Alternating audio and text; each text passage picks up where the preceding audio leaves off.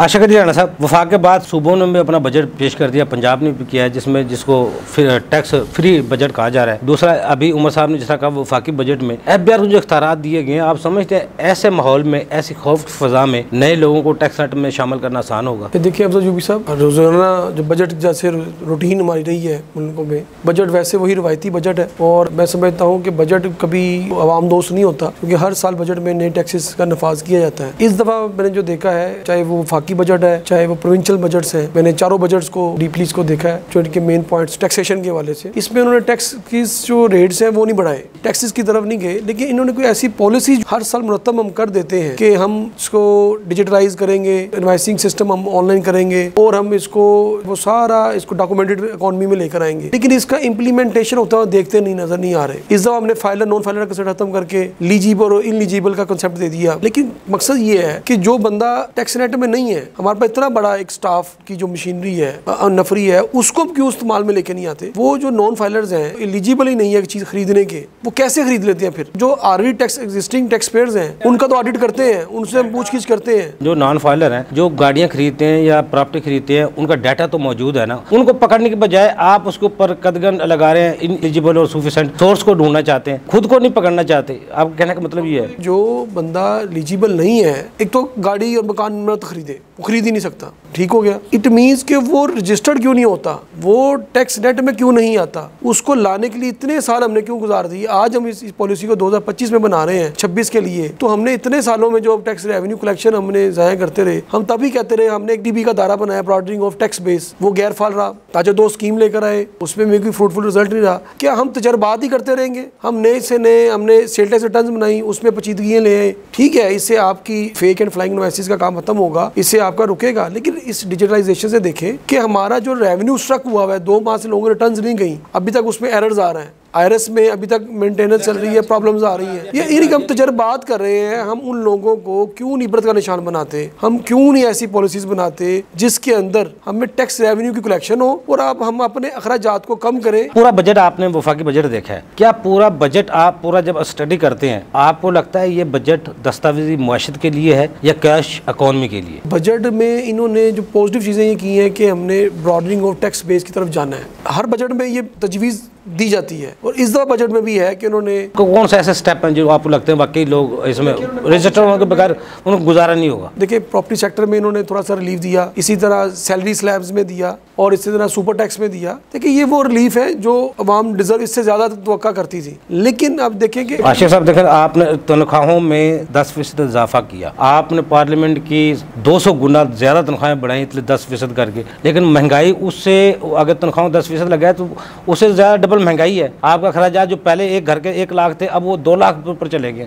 10% से वो जो गैप वो पूरा हो सकेगा? सर देखिए, हर साल 10% ही बढ़ाई जाती है। देखो पॉलिसियाँ चलती है ना आशिफ साहब, देखो एक महंगाई के साथ साथ उतनी तनख्वाहें भी या उजरत भी बढ़ती है। पॉलिसी तो हम उसी को कहते हैं ना, महंगाई के साथ अगर जितना अब कमाई है उसके साथ अखराजात के साथ साथ चलते हैं, महंगाई भी उतनी होती है, अखराजात कम है और महंगाई ज्यादा है। देखिए जी, अगर 10% से अगर ज्यादा भी बढ़ा देते तो मैं समझता 15% एटलीस्ट बढ़ा देनी चाहिए थी। और उसके अलावा जो हमारे पार्लियामेंटेरियंस की सैलरीज हैं वो कम करनी चाहिए थी, उनके अखराजात कम करने चाहिए थे। देखिए, 2 चीजें हैं, इनकम एंड एक्सपेंडिचर। अगर हमारी इनकम ज्यादा नहीं है तो हम अपने एक्सपेंडिचर कम कर दें। हमने क्या किया, अपने एक्सपेंडिचर्स को पहले से भी ज्यादा उस पर बजट तजवीज़ कर दिया। हमने हेल्थ की तरफ तवज्जो देनी छोड़ दी, हमने अपनी एजुकेशन को पीछे ले गए। तो मैं समझता हूँ ये वो बेसिक नेसेसिटीज हैं जिससे कौमें बनती हैं। अच्छा, वैसे तो हम 78 साल से तनख्वाहों में भी इजाफा करते आ रहे हैं, सहूलतों में भी इजाफा करते आ रहे हैं, लेकिन जो मौजूदा टैक्स पेयर है 78 सालों में कभी उसको भी रिलीफ देने की कोशिश की है? इस साल इसको मौजूदा टैक्स पेयर को 1 साल आर्डर से स्टेशन है, उसके ऊपर कोई टैक्स नहीं है, कभी हमने 78 साल में उनको कभी रिलीफ देने की कोशिश की है? शेख साहब देखिए, यूबी साहब, हमने हमेशा कहा है कि इनको हर साल कोई ना कोई अमनेस्टी देनी चाहिए ताकि लोग ज्यादा टैक्स रेट में है। चोरों को मिलेगी ना, फिर तो वो जो टैक्स पेयर के साथ ज्यादती हो तो नहीं, जो अमनेस्टी अवेल करेगा उसके लिए जरूरी है कि वो टैक्स रिटर्न फाइलर रहेगा, वो आगे अपने एहसास से डिक्लेयर करता रहेगा। अमनेस्टी का मतलब ये नहीं है कि आपने वन टाइम अमनेस्टी की, आपने रकम को व्हाइट काला धन को सफेद किया और बाद में आप गायब हो गए।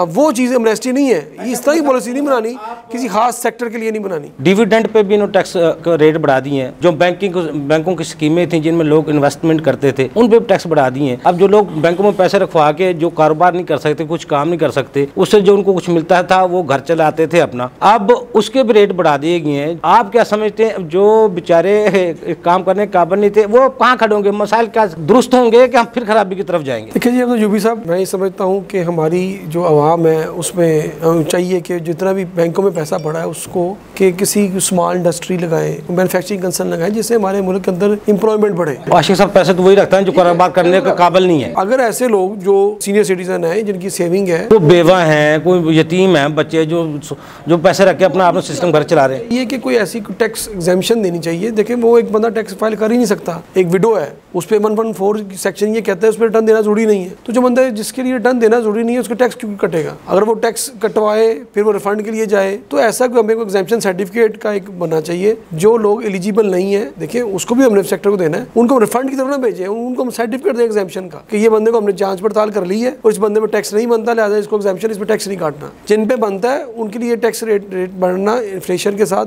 कोई मजाका नहीं है, लेकिन हमने इंकरेज करना चाहिए आवाम को कि हम अपने पैसे को चाहे हम प्लॉटों में लगाएं, रियल सेक्टर्स में डंप कर दें और हम इंडस्ट्रियल की तरफ ना जाए, मैन्युफैक्चरिंग कंसर्न की तरफ ना जाए। आप देखिए हमारा जो चाइना कंट्री है उसमें क्या है कि हर घर में इंडस्ट्री है, हर बंदा मैन्युफैक्चरिंग कर रहा है, कारोबार कर रहा है। 236C और 236K के जो रेट कम किए हैं, सेल पे बढ़ा दिए हैं, परचेज पे कम कर दिए, तो वो भी तो उल्टा है ना, उससे क्या होगा? हम ना फिर रिफंड दे सकेंगे। देखिए, 1.5% कम करने से कोई खास फर्क नहीं पड़ेगा इससे, ठीक है। इसमें थोड़ा सा जो बंदा खरीदार है उसको। अच्छा, अब पहले तो FBR के अफसरान बैंकों से मालूमात लेते थे, बैंक का ऑफिसर भी FBR उनको रिटर्न देगा, मुआवजा करके बताएंगे क्या इसमें ये जो बता रहा है टैक्स पेयर दुरुस्त है, सही है। इससे फिर क्या होगा? बैंकों का जो एतमाद है वो लोगों का बहाल रहेगा, फिर क्या होगा? देखिए जी, अब तो एतमाद तो बैंकों पे उठ गया ना जी। आप देखिए बैंकिंग सेक्टर जो है काफी हद तक पाकिस्तान के अंदर बड़ा स्लो डाउन जा रहा है और उसमें लोगों के डिपॉजिट्स नहीं है, लोगों ने पैसे निकलवा लिए हैं। जो लोगों को एक फियर था जनाब पैसों के साथ 30 जून तक क्या हो जाना है, तो बात ये है कि वही बंदा सर्वाइव करेगा जो रियल बिजनेस कर रहा है। ए बिटर का हमने अल्फाज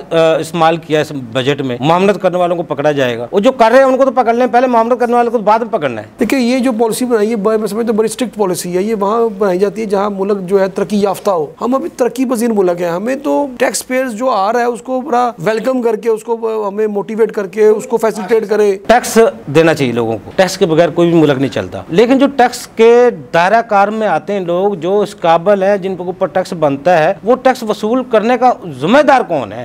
लेना किसने है? रियासत की जिम्मेदारी है कि अपनी आवाम को सहूलियात मुयसर करे और उनको जो टैक्स की अमाउंट है, देखिए कोई भी मुल्क बगैर टैक्सेस से नहीं चल सकता, ये बात तयशुदा है। हर कंट्री में टैक्सेस हैं, हर कंट्री में टैक्स का नफाज है, तो टैक्स देना हमारा एज अ कौमी फरीजा है। हमें जिम्मेदार शहरी होने के नाते टैक्स देना चाहिए जो हमारा अकॉर्डिंग टू लॉ बनता है। ऑनलाइन करना चाह रहे हैं, ई कॉमर्स पे टैक्सेशन करना चाह रहे हैं, क्या इससे हमारा जो अवाम है, जो 25 करोड़ अवाम है, कितने लोग अवेयरनेस है? देखिए जी, ई कॉमर्स पे टैक्स जो इन्होंने लगाया है उसमें ये है कि जो हमारी IT एक्सपोर्ट सर्विसेज है और IT इनेबल्ड सर्विसेज है, उस पे मैं समझता हूँ कि हमें टैक्स को बढ़ाना नहीं चाहिए, उसको हमें फैसिलिटेट करना चाहिए कि वो चीजें एक्सपोर्ट जो है ना, एक्सपोर्ट जैसे लास्ट ईयर जो बजट में इन्होंने 1% को 2% कर दिया और एक्सपोर्ट को मिनिमम कर दिया। मैं समझता हूँ अभी तो हम इस मुल्क में हमें जरूरत है कि हम फॉरेन करेंसी रेमिटेंस मुल्क के अंदर लेकर आए। हम उसका रास्ता भी बंद कर रहे हैं कि वो भी ना आए। ओवरसीज के लिए हमने कुछ इस बजट में रिलीफ बताया, सिर्फ शाबाश देने के अलावा। जो ज़र मुबादला बढ़ाने में सबसे अहम किरदार अदा करते हैं, हमारे मुल्क को चलाने में सबसे ज्यादा जिनका अहम किरदार है, उनको सिर्फ शाबाश के अलावा हम कुछ देते? पीपी साहब, आपको तो पता है, आप हमारे इंटरनेशनल एयर एसोसिएशन के मीडिया एडवाइजर भी हैं और कवरेज भी करते हैं हमेशा, और हमने एक आवाज उठाई थी कि ओवरसीज पाकिस्तानीज को रिस्पेक्ट दी जाए। अपने मुल्क के लिए कुछ देना चाहते हैं, वो इन्वेस्टमेंट करना चाहते हैं। अब फिर भी देखिए, इन हालात में भी ओवरसीज पाकिस्तानीज ने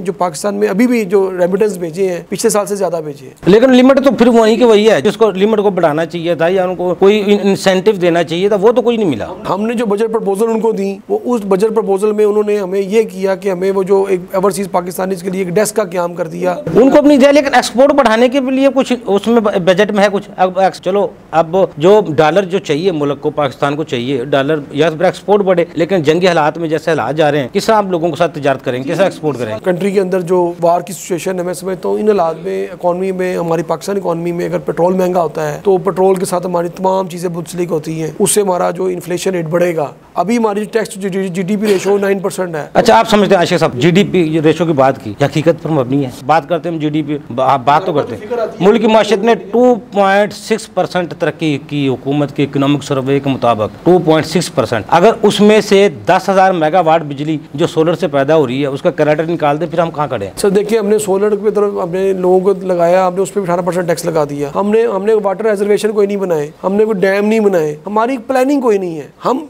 एक कौम नहीं बन रहे हैं, हमें खजूम बने हुए हैं। हमें चाहिए इस वक्त तमाम जो पॉलिटिकल पार्टीज हैं अपने जाती इख्तलाफात को एक साइड पे करके मुल्की मफाद के लिए चार्टर ऑफ इकोनॉमी पे एक पेज पे आ जाए, मुल्क के लिए सोचें। तो देखें, जब तक हम मुल्क के लिए नहीं सोचेंगे, इस मुल्क की बका के लिए नहीं चलेंगे तो कुछ नहीं होगा। आशिक राणा साहब, अभी तो बजट नहीं पास हुआ, पास होना है। ओवरसीज के लिए उनको अब शाहबाज के साथ साथ कुछ देने के लिए भी, क्योंकि डॉलर की जरूरत है और जंगी हालात है, अब एक्सपोर्ट तो होनी नहीं है, उनसे फायदा उठाया जा सकता है। किस तरह मुमकिन, किस तरह? मैं समझता हूँ उनसे फायदा उठाया जा सकता है कि अगर हम मुल्क में ओवरसीज पाकिस्तानी की जो हमारी कौंसल्स हैं वो ऐसा काम करें कि ओवरसीज को आप ये कहें कि यहाँ पे हमारे मुल्क के अंदर आके इंडस्ट्री लगाएं। हम उनको ये 5 years टैक्स हॉलीडे दे दें, ब्रेक दे दें कि आप प्रॉपर्टी में पैसा ना लगाएं, आप प्लॉटिंग में ना जाएं, आप मैन्युफैक्चरिंग इंडस्ट्री लगाएं, उसमें आपको रिटर्न उससे भी ज्यादा आएगा और आपको टैक्स के बारे में पूछा नहीं जाएगा। आपसे ये नहीं पूछा जाएगा पैसे आप कहाँ से लेकर आ रहे हैं। एक तो हमारे मुल्क के अंदर फॉरेन रेमिटेंस आएगा, दूसरा यहाँ के हमारी इम्पोर्ट कम होगी, तीसरा यहाँ पे एम्प्लॉयमेंट होगी। और ओवरसीज पाकिस्तानीज को अगर आप फैसिलिटेट कर दें, अभी तक देखें कि हमारे जो ओवरसीज कोर्ट्स बनी हुई हैं, हमने कहा जी यहाँ पे बड़ा स्पीडी ट्रायल्स होंगे, अभी तक केसेस वहाँ पेंडिंग पड़े हुए हैं। हमारे जो यहाँ पे ओवरसीज के कमीशन बने हुए हैं उनमें केसेस पेंडिंग है, उस पर भी वही आम कोर्टों वाला केस जो है पेंडिंग पड़े होते हैं। तो ओवरसीज को जब तक आप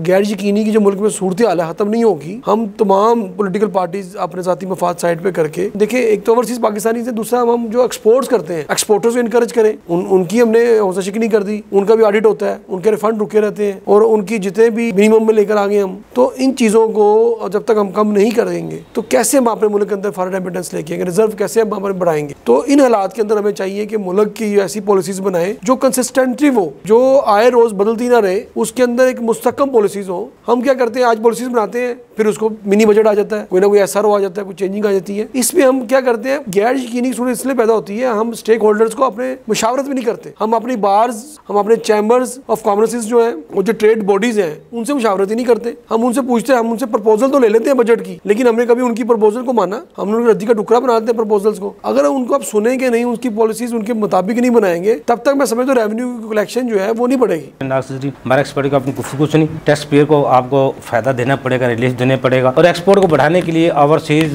को शाहबाज के साथ रिलीफ देने के लिए इकदाम उठाने पड़ेंगे। बजट पास होने से पहले हुकूमत को ऐसे स्टेप लेने पड़ेंगे जो हमारा टैक्स बेस भी बढ़े और टैक्स नेट भी बढ़े। अगर ये दोनों चीजें बढ़ेंगी तो हमारे टैक्स अहदाफ पूरे होंगे, टैक्स अहदाफ पूरे होंगे तो मजीद जो मिनी बजट है उनसे हम आवाम को बचा सकेंगे। अगले प्रोग्राम तक के लिए अफजल नबी को इजाजत दीजिए। अल्लाह हाफ़िज़। पाकिस्तान जिंदाबाद। देखिए प्रोग्राम टैक्स और अवाम अफजल अयूबी के साथ।